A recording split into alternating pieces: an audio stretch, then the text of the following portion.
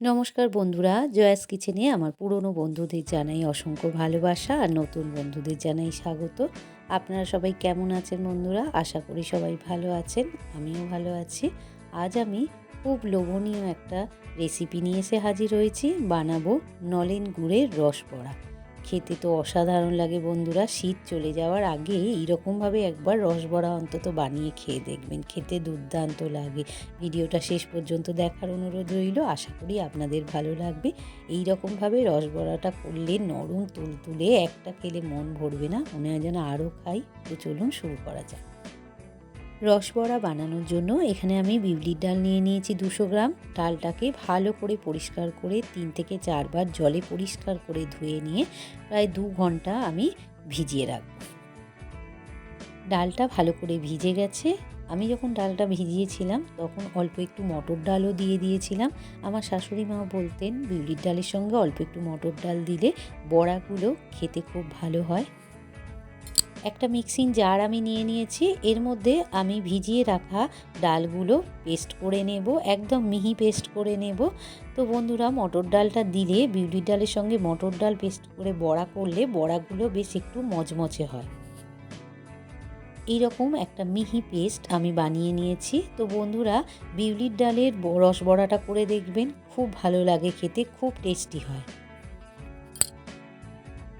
ব্যাটারটাকে আমি একটা বড় সাইজের বাটিতে ঢেলে নিয়েছি। এবারে ওর ওপরে দিয়ে দিলাম এলাচের দানা, যেটা আমি আগে থেকে ছাড়িয়ে রেখেছি। এবারে আমি এটাকে ফেটিয়ে নেব 10 থেকে 12 মিনিট ধরে।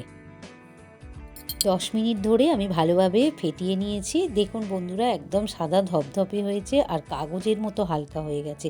এই রকমভাবে হলে বুঝবেন রসবড়াটা খুব ভালো হবে আর বড়াগুলোর মধ্যে ভালো রসও ঢুকবে, খুব ভালো লাগবে খেতে।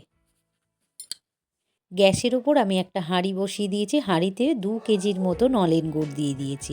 গুড়টা একটু ফুটিয়ে নিতে হবে। তো বন্ধুরা, গুড়েতে জল মেশাবেন না, জলটা মেশালে রসবড়াটা একদমই খেতে ভালো লাগবে না।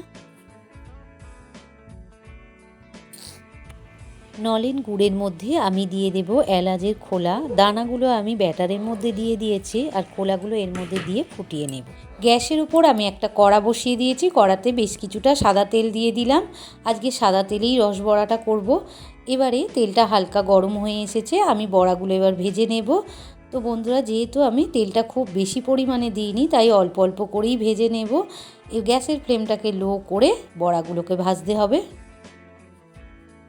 বড়াগুলো বেশ লালচে রং হয়ে গিয়েছে। এবারে আমি বড়াগুলোকে তুলে একটা পাত্রে নিয়ে নেব। ঠিক একই রকমভাবে আমি সমস্ত বড়াগুলো এরকম লাল লাল করে ভেজে নেব। বড়াগুলো ভেজে তুলে নিয়েছি। এবারে গরম গুড়ের মধ্যে, নলেন গুড়ের মধ্যে দিয়ে দিলাম। এইভাবে সমস্ত বড়া ভাজবো আর গুড়ের মধ্যে দিয়ে দেব। সমস্ত বড়াগুলো ভেজে আমি নলেন গুড়ের মধ্যে দিয়ে দিয়েছি। আর প্রথমের দিকে যে বড়াগুলো আমি ভেজেছিলাম সেগুলোর মধ্যে অলরেডি রস ঢুকে গিয়েছে, আর এগুলোর মধ্যেও রসগুলো চলে যাবে। একটু ঠান্ডা করে নিলেই সমস্ত রস বড়ার মধ্যে টেনে নেবে। বড়াগুলো একদম ঠান্ডা করে নিয়েছি। বড়ার মধ্যে একদম সমস্ত নলেন গুড়ের রস ঢুকে গিয়েছে। দেখুন বন্ধুরা, কতটা নরম হয়েছে আর তুলতুলে হয়েছে। খেতে অসাধারণ লাগে, মুখে দিলেই মিলিয়ে যাবে। আপনারা একটা খেলে মন ভরবে না, মনে হবে যেন এক বাটি বসে খাই। তো বন্ধুরা, আমার এই নলেন গুড়ের রসবড়ার রেসিপিটা আপনাদের কেমন লাগলো? যদি ভালো লেগে থাকে তাহলে আমার চ্যানেলটিকে লাইক আর বেশি বেশি করে শেয়ার করে দেবেন। আর আমার চ্যানেলে নতুন বন্ধু হয়ে থাকলে প্লিজ চ্যানেলটিকে সাবস্ক্রাইব করে পাশে থাকা বেল আইকনটি প্রেস করে দেবেন। আর কমেন্টে জানাতে ভুলবেন না যেন আপনাদের কেমন লাগলো। আপনারা সবাই ভালো থাকুন, সুস্থ থাকুন। আবার দেখা হবে অন্য কোনো একটা রেসিপি নিয়ে। আজ এই পর্যন্ত, ধন্যবাদ।